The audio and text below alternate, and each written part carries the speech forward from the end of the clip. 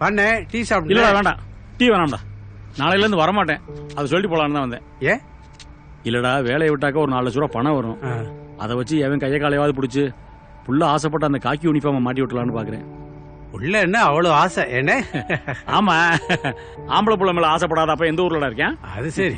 தெரியுமா, அவர் சம்பளம் வாங்கினோடனே 3 தடவை போன் பண்றாரு. நான் எடுக்கலையே.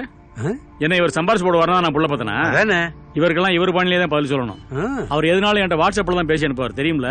ஆமா, அதே மாதிரி தான் நான் பேசி அனுப்ப போறேன்.